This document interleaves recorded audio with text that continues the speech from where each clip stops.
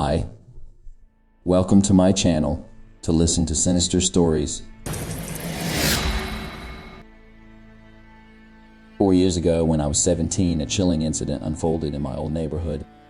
Allow me to set the eerie scene for you. I resided in a desolate corner of a third world country, a neighborhood infamous for its reputation. Despite its notoriety, the locals, even those who had faced brushes with the law, maintained an unexpected sense of camaraderie. Within our midst were numerous individuals grappling with mental health challenges, including a man known as Happy. My mother and I had affectionately coined this moniker for him, given that his actual name translated to happiness. At that time, he always wore a smile on his face, barring the infrequent moments when he was agitated. As someone who had grown up there for 19 years, I had become well acquainted with Happy's idiosyncrasies. Living alongside his two brothers, one a fruit vendor and the other a taxi driver, Happy was burdened with a mental illness that hindered his ability to fit into societal norms. Though I couldn't discern the exact nature of his condition, I suspected it might be a form of schizophrenia. Engaging in ordinary conversations, be it about sports or current events, proved futile, for his words rarely made coherent sense. Regrettably, mental health concerns were seldom taken seriously in my homeland, with only 3 facilities catering to individuals requiring mental health support across the entire nation. Happy was denied the necessary treatment and reduced to being labeled as crazy. The injustice of this situation weighed heavily upon my heart, particularly as my father had formerly shared a bond with Happy and his brothers. In the past, my dad would extend some financial assistance to Happy, ensuring he had cigarettes to smoke. Additionally, recognizing the hardships faced by Happy's taxi driver brother, forced to support his 2 children in another city, my father bestowed occasional monetary aid for his burdened family. Happy, too, would lend a hand, assisting in carrying groceries from time to time. Throughout my childhood, Happy had been a benevolent presence, always helpful and friendly. I reciprocated his goodwill with a warm smile, and he would return the gesture. However, when I turned 15, a distinct change began to manifest in him. The perpetual smile persisted, but he became fixated on finding secluded spots throughout the neighborhood, spending his days engaged in chains of endless smoking. It seemed as though he hardly ever slept, or perhaps he rose excessively early. On one occasion, I sighted him at a location that would take a half-hour car journey for most to reach, suggesting that his journey on foot must have been arduously extended. There was restlessness about him, underscored by an unsettling tendency to fixate his gaze upon me, with a forced and unsettling smile etched upon his countenance. As I would pass him, he would track my every move without turning his head, sometimes even walking backward while keeping his eyes affixed to me. Occasionally, he would press his back against walls as if concealing himself. His entire demeanor had undergone a perturbing transformation, increasingly marked by fits of anger. He began to bellow nonsensical words, venting his frustrations through indignant stomping motions directed at his own abode. Let me now recount the harrowing incident that unfolded before my eyes. It was a day like any other, except that my family had ventured out, leaving me alone in our house. Happy, seemingly aware of their absence, stood observing as they drove away, his usual position near the street. Around lunchtime, I ventured out to procure ingredients for cooking. At the local market, I chanced upon Happy, standing alongside his fruit-selling brother. Unbeknownst to me, trouble loomed in the shadow of his gaze. As I completed my vegetable and meat purchases, I glanced up only to find him staring intently into my eyes. Initially, I dismissed it as inconsequential. Turning right, I embarked on the journey homeward, ignorant to the fact that he trailed silently behind me. With our residences located adjacently, I anticipated his presence on the pathway, assuming he was merely headed towards his customary smoking spot. The notion of danger rarely crossed my mind within our seemingly safe enclave. Approaching the main residential entrance, I entered the spacious hallway that served as the gateway to a cluster of apartments. My footsteps echoed as I passed the door of an elderly woman, my neighbor. Making a right turn, I began to ascend the stairs leading to my family's abode on the 2nd floor. Suddenly, an independent sense of trepidation gripped my heart when I heard the entrance door open and hurried footsteps echo through the hallway. My gaze involuntarily shifted downward, towards the bottom of the staircase, anticipating the presence of an ordinary neighbor from the floors above. To my shock and dismay, it was Happy, positioned at the foot of the stairs, poised to ascend. The abrupt halt induced a rapid escalation of my heartbeat. "What are you doing here?" I questioned him with a mix of confusion and unease. Unresponsive to my inquiry, he lunged forward, taking 2 steps at a time, determined to reach me. Desperately attempting to hasten my own ascent, I felt his grip tighten around my ankle, causing me to lose balance. My right arm and knee absorbed the brunt of the fall, inflicting great pain upon them. As he yanked me downward, my back also twisted awkwardly, intensifying the agony. Adrenaline coursing through my veins. The will to survive empowered me to thrash and kick, relentlessly struggling against his grasp. Frantically, I implored him to release me while summoning help through piercing screams, hoping that a neighbor would lend their aid. With my free leg, I unleashed a series of forceful kicks directed at his forearm, each blow delivered in desperate pursuit of liberation. As I continued to fight, kicking and wriggling, a stroke of fortune finally granted me emancipation. Free at last, I was seized by an overwhelming urge to climb the stairs, fearing that he might follow me into the sanctity of my home, the depths of his intentions unknown. Yearning to retaliate, I longingly wished for him to lose his balance and tumble, granting me a sliver of respite. Kicking and screaming, I sought sanctuary within the walls of my house, but my fervent efforts proved futile. Time seemed to stretch infinitely, although in actuality, a mere 5 seconds transpired. Suddenly, a creaking sound resonated from the door of the elderly woman's apartment, causing Happy to divert his attention. Hastily, he vacated the premises, even as she peered out, having witnessed the tumultuous events. She called out my name, concern lacing her voice, inquiring about my well-being. Consumed by fear and pain, my voice reduced to plaintive sobs. I declined her offer of assistance. Instead, with considerable labored effort, I persevered up the stairs, propelled by an unwavering determination. It took nearly an hour for me to regain composure and proceed with the task of tending to my wounds. Mustering a modicum of courage, I took measured steps toward the elderly woman's abode, gingerly knocking on her door. Promptly, she answered, and despite my entreaty to keep the incident concealed from my family, knowing that my father's protective instinct might ignite a perilous retribution upon Happy, she promised to maintain silence. Over the following 2 years, Happy's behavior underwent yet another profound transformation. Astonishingly, he made a concerted effort to steer clear of my presence, outright avoiding my gaze. There would be instances where our paths would intersect, but he veered off, choosing alternative routes, deliberately evading my proximity. Initially, I harbored trepidation, anticipating his lurking presence around corners, fearing his potential emergence. However, it became apparent that he simply desired to remain unseen by me. Even to this day, during my occasional visits to my parents, Happy remains adamant about evading any interaction with me. I fervently hope that he continues to embrace tranquility and refrains from causing any harm to other young women in our neighborhood. Remarkably, what I yearn for most of all is a societal awakening and elevation of awareness surrounding mental illness in our country.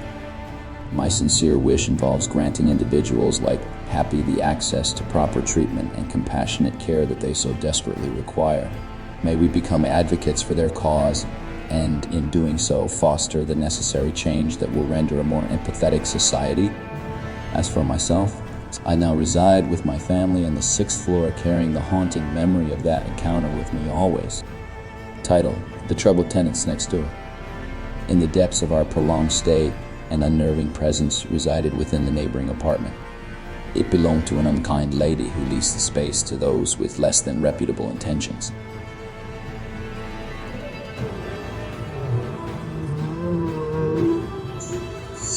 Tale unfolds years ago when I was but a 14 or 15-year-old girl, still grappling with English as my second language. Forgive any grammatical errors that may arise. A middle-aged couple, roughly between 35 and 40 years old, had just moved in. With them, they brought their young daughter, who appeared to be around 6 years old. The wife initially seemed amicable, introducing herself with warmth. They mostly kept to themselves, which proved agreeable for us. However, as weeks crept by, the situation took a turn for the worse. Loud music blared incessantly from their apartment, both day and night. Though not explicitly against the rules, the never-ending hours of noise wore on our patience. Shouts would also erupt, seemingly originating from the husband. Their habit of leaving the front door ajar raised eyebrows as we walked past. Awkwardly witnessing them roam their premises unabashedly in nothing but their undergarments. While one could argue it was due to the summer heat, this behavior struck a disconcerting chord within us. Our discomfort intensified when guests came over, forced to traverse the corridor, adorned with a nearly naked man idly smoking by our door. Though I held no objections to weed, having indulged in it a few times myself, the thick smoke that permeated our apartment from their incessant smoking became an unwelcome intrusion. My mother grew greatly concerned knowing we had a young child, my 4-year-old brother, who should not be exposed to such an environment. Yet, we resigned ourselves to endure, hoping for their eventual departure, as had been the case with previous tenants, who seldom lasted beyond a year. One fateful day after returning from a dog walk, I unlocked our apartment door, allowing our canine companions to enter. Just as I was about to follow suit, a voice whispered "Hey" from behind, causing a shudder to travel down my spine. I turned, finding myself face to face with the husband. Prior to this encounter, we had never exchanged a single word. In his state of undress, just inches away from me, his intimidating height unsettled me. Trying to compose myself, I inquired if he needed something. His quick scan of our shared hallway, as if seeking other souls, gave me an uneasy feeling. Drawing even closer, his breath, tainted with the scent of weed, wafted across my face. I fought the urge to recoil, suppressing any signs of disgust, knowing politeness could be my ally in this situation. In a raspy voice, he whispered, "What do you want?" Confusion clouded my thoughts, unsure if I had misheard. Tentatively, I asked him to repeat himself. "What do you want?" "Drugs, alcohol." His words reverberated through my mind, disbelief mingled with fear. I was underage, and even if I had entertained such vices, the audacity of his offer left me bewildered. No thank you, sir," I managed to stammer, hoping my politeness would expedite his departure and avert any escalation. I kept my composure. Deep down, I dreaded the potential consequences if I were to aggravate him further. A man who could so brazenly corner a teenage girl in his underwear, offering forbidden substances, held a peril I didn't wish to fathom. "Come on now. Surely you want something. I can hook you up," he persisted, donning a wide grin as if to lull me into submission. With each passing moment, he closed the already diminished space between us. Pressed against the door, my attempts to create distance proved futile. Nervously, I laughed, rejecting his offer once more. "No thanks, sir. My mom wouldn't approve." I lied, hoping the mention of parental disapproval would put an end to the unnerving encounter. However, my trembling frame betrayed the true extent of my fear. Annoyance flickered across his face, though he nodded, bidding me a pleasant day. I rushed indoors, quietly locking the door, my heavy breaths betraying the turmoil within. Peering through the small peephole, I prayed for his departure. For a lingering moment, he transfixed upon my door, his vacant gaze seeming to pierce through my defenses. Eventually, he abruptly turned and darted back to his own apartment. The sound of him rummaging through his surroundings ignited a new wave of panic. Was he searching for something to force his way into my sanctuary? My anxiety surged. Driven by mounting concern, I grasped my phone, calling my dogs to gather beside me, and made my way to the kitchen, clutching the largest knife within reach. Seated on the floor, I fixated on the door, simultaneously dialing my mother. Tears welled in my eyes as she answered. Understanding the gravity of the situation, she urged me to contact the police if I felt in danger. Yet, for reasons unbeknownst even to myself, I hesitated. Perhaps the fear of inconveniencing the authorities for an uncertainty plagued my judgment. Unable to leave work early, my mother assured me she would summon the police upon her return. In the meantime, the wife returned to their abode. Soon after, she rapped upon our door, her nervous demeanor lacing her every word. Desperate to understand the details I had disclosed, she probed my mother. Caught off guard by her tangent about selling CDs, deflecting from the true nature of the encounter, my mother saw through her charade. Trusting my account, she dismissed the wife's feeble attempt to redirect the narrative. Anger etched across the woman's face.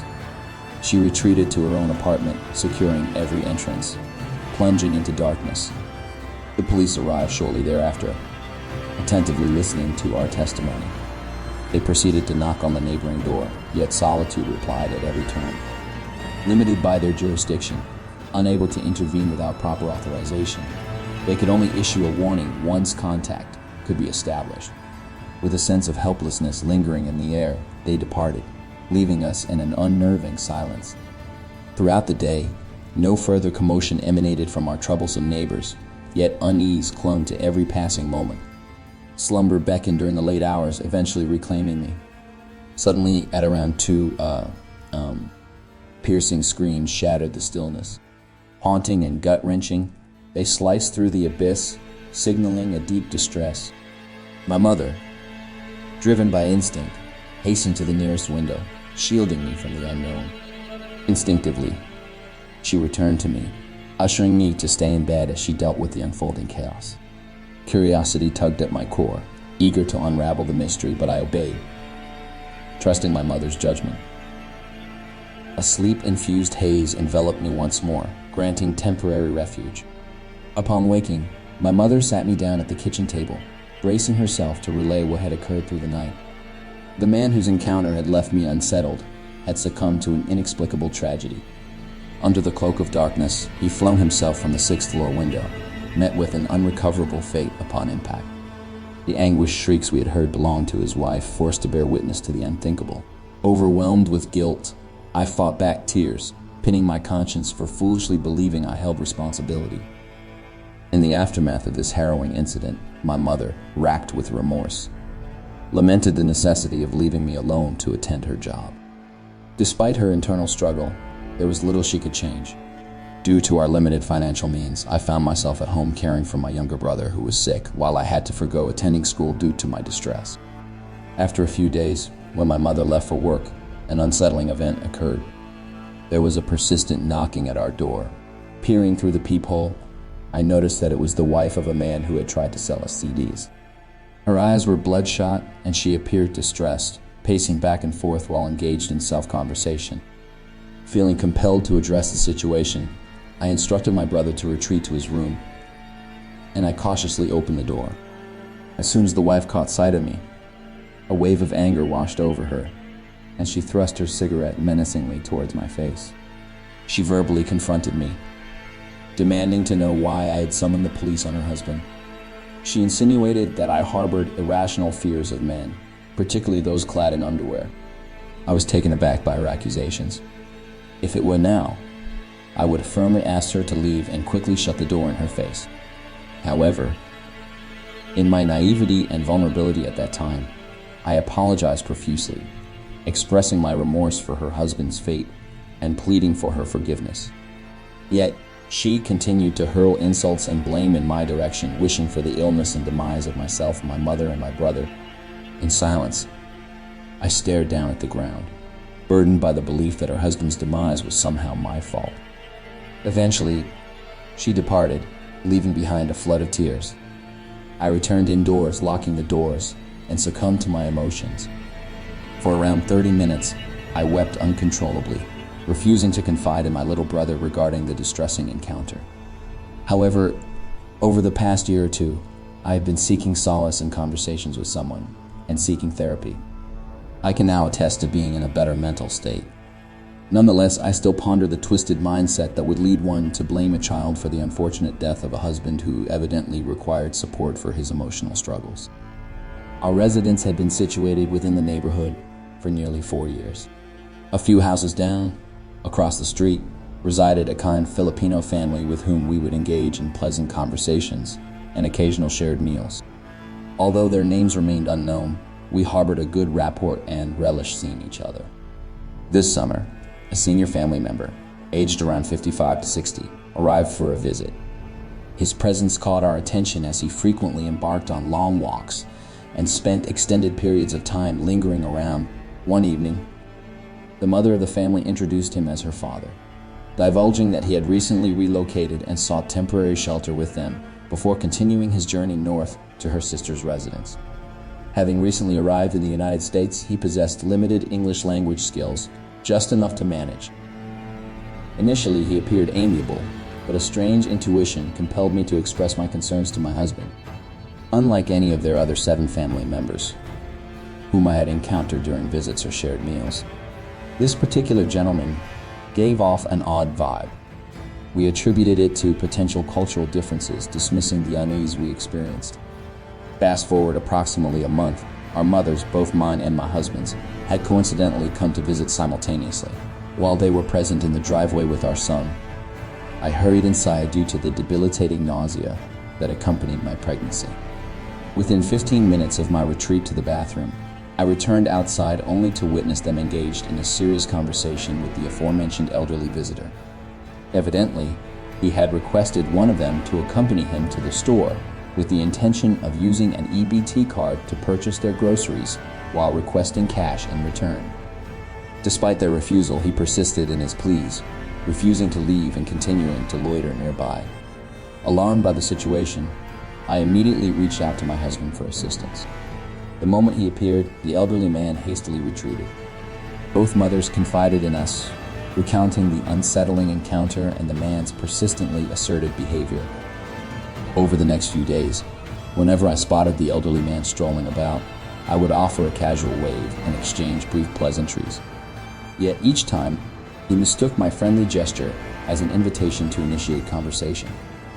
I emphasized to him that his behavior towards our mothers was both inappropriate and against the law, and that his pushiness was entirely unnecessary. Initially, he appeared to comprehend my concerns and pledged to alter his conduct. However, it seemed that whenever I found myself occupied strapping my toddler into his car seat in a rush to drop him off at school, the elderly man failed to grasp my unavailability.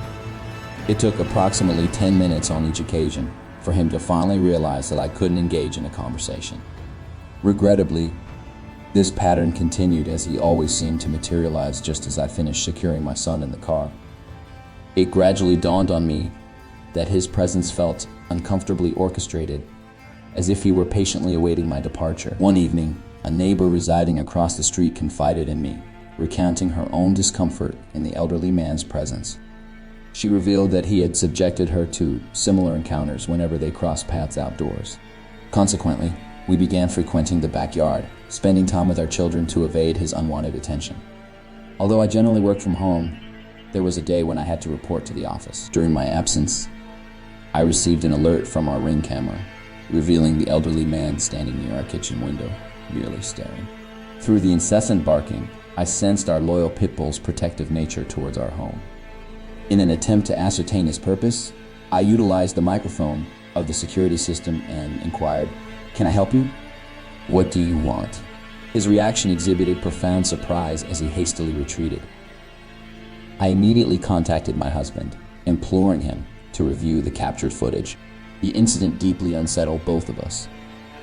Later that evening, when we encountered the family during their usual evening stroll, we took it upon ourselves to share the chilling incident with his daughter, fully aware that she held influence over her father's actions. Nevertheless, when she confronted him, he vehemently denied any involvement.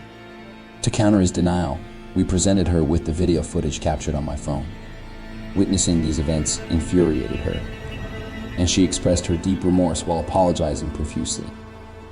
She fervently requested that we refrain from involving law enforcement, fearing the repercussions it could have on me, particularly considering my pregnancy.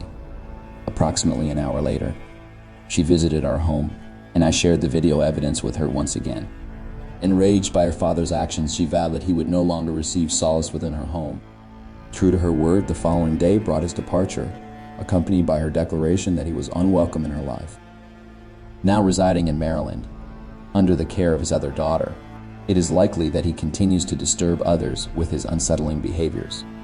Reflecting on the situation, I shudder at the possible outcomes had I not trusted my instincts to remain vigilant. One fateful night nearly a year ago, I found myself recounting a chilling experience that still sends shivers down my spine. To truly grasp the terror that unfolded, one must understand my close friendship with Jessie, a companion whom I trusted implicitly. Our bond had endured the test of time, and along with Jessie came his faithful golden retriever, Goldie. This tale unfolds during a time when Jessie, ever in need of a reliable caretaker for Goldie, requested my assistance during his brief absence. It was an innocent favor that would spiral into a nightmarish ordeal. With a heavy heart, Jessie entrusted me to watch over the gentle beast in the confines of his house. Taking into account Goldie's yearning for company, I deemed it necessary to reside within the security of Jessie's abode, fully equipped with all the essentials, including Goldie's food and a comfortable living arrangement. I tread cautiously. As for my living situation, I had recently moved into a modest rental house, albeit shared with a mysterious roommate whose presence was confined to the obscure basement. Arriving at Jessie's dwelling after his departure, I settled into the cozy premises. Adorned with antiquity, the house exuded a familiarity that comforted me, yet concealed a deeper malevolence. Engaging in my duties, I tended to Goldie's needs dutifully, providing sustenance, walks, and ample attention, ensuring his contentment.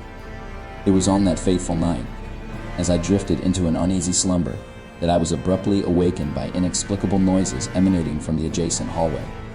The creaking floorboards betrayed the presence of an intruder, someone who had somehow infiltrated my sanctuary. Could it be Jessie's elusively enigmatic roommate? Why, however, would he venture beyond the boundaries of his basement abode, making his presence felt so close to my own? Startled, I rose from my bed, the lingering echoes of footsteps fading away. With trepidation, I crept toward the door, a gnawing fear compelling me to uncover the truth. Peering into the inky darkness of the hallway, devoid of any source of illumination, my eyes strained to adjust. It was then that I beheld a haunting sight. A shadowy silhouette stood at the far end of the corridor. Veiled by darkness, their intentions eluded me, yet their eerie presence sent shivers down my spine. Unable to discern their intent, I quietly closed the door, sealing myself within the safety of my room. But sleep eluded me, as the mysterious figure continued to haunt my thoughts. It was only with the arrival of daylight and the piercing sound of my alarm that respite from the night's terrors arrived. As I reached for my phone to silence the alarm, a haunting revelation coursed through my veins. Footsteps echoed in the distance, gradually fading away along the hallway. Compelled by an inexplicable mix of fear and curiosity, I ventured beyond the confines of my room. Traversing the corridor, I turned the corner just in time to witness the basement door shutting. In that fleeting moment, the truth was laid bare before me. Jessie's roommate was a mere illusion, a fabricated entity of my assumptions. Panic seized my being as I hastily contacted Jessie, desperate for an explanation. The reply came with alarming clarity. His roommate had ceased to reside in the premises, having embarked on a 2-week journey to New York. My heart raced uncontrollably, my mind fretting over the sudden realization that an intruder had wandered freely inside Jessie's house, disguising themselves as the phantom roommate whose absence was, in fact, their masquerade. Without a moment's hesitation, I secured Goldie, their safety becoming my utmost priority, and sped away in my vehicle. My destination? The sanctity of my apartment, where I frantically dialed the authorities, divulging the harrowing sequence of events. In the face of the unknown, the police unraveled the disturbing truth: a stranger had taken refuge in the basement, their presence shrouded in mystery, their motives uncertain. The revelation that this intruder had roamed just outside my bedroom in the dead of night sent shivers cascading down my spine, the implications of their presence forever etched within my subconscious. Our bond had endured the test of time, and along with Jessie came his faithful golden retriever, Goldie. This tale unfolds during a time when Jessie, ever in need of a reliable caretaker for Goldie, requested my assistance during his brief absence. It was an innocent favor that would spiral into a nightmarish ordeal. With a heavy heart, Jessie entrusted me to watch over the gentle beast in the confines of his house.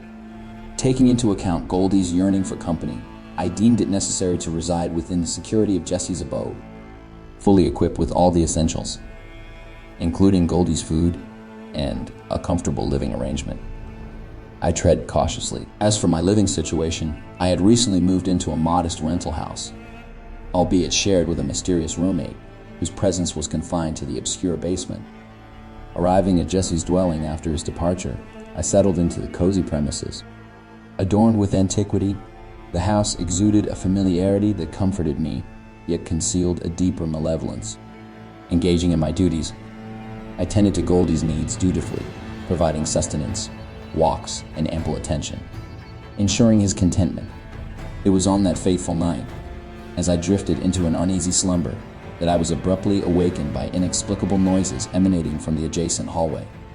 The creaking floorboards betrayed the presence of an intruder, someone who had somehow infiltrated my sanctuary.